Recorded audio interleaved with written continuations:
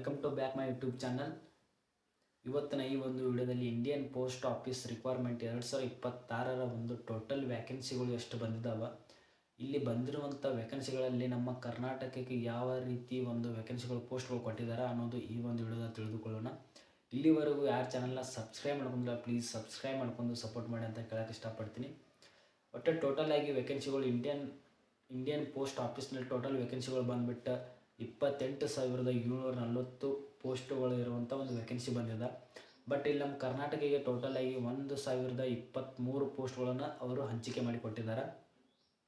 ನಮ್ಮ ಕರ್ನಾಟಕದಲ್ಲಿ ಯಾವ ಒಂದು ಡಿಸ್ಟಿಕ್ಕಿಗೆ ಹಾಕಿದ್ರೆ ಅಪ್ಲೈ ಮಾಡಿದರೆ ನಮ್ಗೆ ಅತಿ ಹೆಚ್ಚು ಸಲೀಸವಾಗಿ ಅಂದರೆ ಈಸಿಯಾಗಿ ಒಂದು ಸೀಟ್ ಸಿಗ್ಬೋದು ಅನ್ನೋದು ಅತಿ ಹೆಚ್ಚು ಕಡಿಮೆ ನಿಲ್ಲುವಂಥ ಒಂದು ಮೆರಿಟ್ ಲಿಸ್ಟ್ ಇರ್ತದೆ. ಆ ಡಿಸ್ಟಿಕ್ಗಳ ಹೆಸರು ಹೇಳೋಕ್ಕೆ ಇಷ್ಟಪಡ್ತೀನಿ.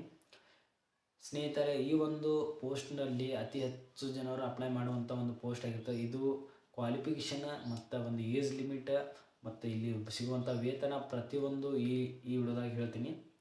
ಇದು ಪೋಸ್ಟ್ಗಳು ಬಂದುಬಿಟ್ಟು ABEPM ಮತ್ತು BPM ಅಂತ ಬರ್ತದೆ ಮತ್ತು ಒಂದು GDS. ಈ 3 ಪೋಸ್ಟ್ಗಳು ವ್ಯಾಕೆನ್ಸಿಗಳು ಕೂಡಿಸಿ 28,740 ವ್ಯಾಕೆನ್ಸಿಗಳು ಬಿಟ್ಟಿರ್ತಾರೆ.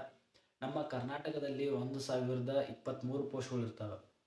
ಬಟ್ ಇಲ್ಲಿ ಏಜ್ ಲಿಮಿಟ್ ಏನಿದೆ ಅಂದ್ರೆ 18ರಿಂದ 40 ವರ್ಷದವರು ವಯೋಮಿತಿರುವಂಥ ಅಭ್ಯರ್ಥಿಗಳು ಮತ್ತು ವಿದ್ಯಾರ್ಥಿಗಳು ಕೂಡ ಅಪ್ಲೈ ಮಾಡ್ತಿರ್ತಾರೆ. ಬಟ್ ಇಲ್ಲಿ ಕಾಂಪಿಟೇಷನ್ ಏನಂದ್ರೆ 40 ಏಜ್ ಮಟ್ಟ ಅಂದ್ರೆ ಆಲ್ಮೋಸ್ಟ್ ಪ್ರತಿಯೊಬ್ಬರು ಅಂದ್ರೆ ನಮ್ಗಿಂತ ಅಂದ್ರೆ ನಮ್ಮ 20-25 ಏಜ್ಗಿಂತ ಮೀರಿ 40% ಅಂದ್ರೆ 40% ಅಂದರೆ 40 ಏಜ್ ಇರುವಂಥ ಪ್ರತಿಯೊಬ್ಬ ಅಭ್ಯರ್ಥಿಗಳು ಇದಕ್ಕೆ ಅಪ್ಲೈ ಮಾಡ್ತಾರೆ.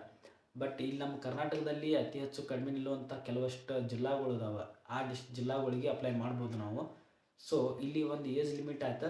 ಬಟ್ ಇವರಿಗೆ ಕೊಡುವಂಥ ವೇತನ ಏನಿರ್ತದೆ ಅಂದ್ರೆ ಒಂದು ABPM ಮತ್ತು GDS ಇರುವಂಥ ಅಭ್ಯರ್ಥಿಗಳಿಗೆ 12,000ದಿಂದ 24,470 ರೂಪಾಯಿಯನ್ನು ಕೊಡ್ತಾರೆ.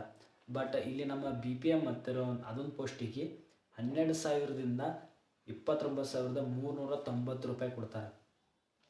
ಇಲ್ಲಿ ಕ್ವಾಲಿಫಿಕೇಷನ್ ಏನಾಗಿಬಿಡ್ತಂದ್ರೆ 10th ಪಾಸ್ಔಟ್ ಆದ್ರೆ ನಡೀತದೆ. ಆಲ್ಮೋಸ್ಟ್ ಇದು ಸೆಲೆಕ್ಷನ್ ಪ್ರೊಸೀಜರ್ ಇರೋದು ಮೆರಿಟ್ ಲಿಸ್ಟ್ ಇರ್ತದಲ್ಲ 10th ಒಂದು ಮಾರ್ಕ್ಸ್ ಕಾರ್ಡ್ ಇರ್ತದೆ, ಮಾರ್ಕ್ಸ್ ಬಂದಿರ್ತದಲ್ಲ ಆ ಒಂದು ಸೆಲೆಕ್ಷನ್ ಇಟ್ಕೊಂಡು ಒಂದು ಪ್ರೊಸೀಜರ್ ಇರ್ತದೆ. ಅಂದ್ರೆ ಮೆರಿಟ್ ಲಿಸ್ಟ್ ಅಂದರೆ ಅತಿ ಹೆಚ್ಚು ಪರ್ಸೆಂಟೇಜ್ ತೊಗೊಂಡಿರುವಂಥ ವಿದ್ಯಾರ್ಥಿಗಳು ಆರಿಸಿ ಅವರೊಂದು ಲಿಸ್ಟನ್ನು ಬಿಡ್ತಾರೆ.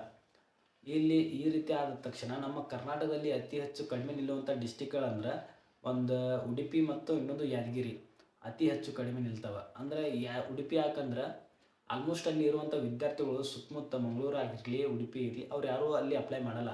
ಆಲ್ಮೋಸ್ಟ್ ಅಪ್ಲೈ ಮಾಡುವ ಉತ್ತರ ಕರ್ನಾಟಕದವರು ಅಪ್ಲೈ ಮಾಡ್ತಾರೆ. ಸೊ ಆದ ಕಾರಣ ಆಲ್ಮೋಸ್ಟ್ ಅಲ್ಲಿ 85ರಿಂದ 90% ನಿಲ್ಲುವಂಥ ಸಾಧ್ಯತೆ ಇದೆ. ಇನ್ನು ಯಾದಗಿರಿ ಕೂಡ ಅಷ್ಟೇ ಇರ್ತದೆ, ನೀವು ಅಲ್ಲಿ ಅಪ್ಲೈ ಮಾಡ್ಬೋದು. ಈ ಅಪ್ಲೈ ಮಾಡುವಂಥ ಡೇಟ್ ಬಂದುಬಿಟ್ಟು ಜನವರಿ 1 ಇರ್ತದೆ ಮತ್ತು ಕೊನೆಯ ದಿನಕ್ಕೆ ಬಂದುಬಿಟ್ಟು ಇದೇ ಫೆಬ್ರವರಿ 14ನೇ ತಾರೀಕು ಕೊನೆಯ ದಿನಕ್ಕಾಗಿರ್ತದೆ. ಮತ್ತು ಮೆರಿಟ್ ಲಿಸ್ಟ್ ಬಂದುಬಿಟ್ಟು ಫೆಬ್ರವರಿ 28ಕ್ಕೆ ಇರ್ತದೆ ಫಸ್ಟ್ ಮೆರಿಟ್ ಲಿಸ್ಟ್. ಈ ಒಂದು ಪೋಸ್ಟಿಗೆ ಸಂಬಂಧಿಸಿದಂತೆ ಟೋಟಲ್ ಆಗಿ 7 ಮೆರಿಟ್ ಲಿಸ್ಟ್ಗಳು ಬಿಡ್ತಾರೆ.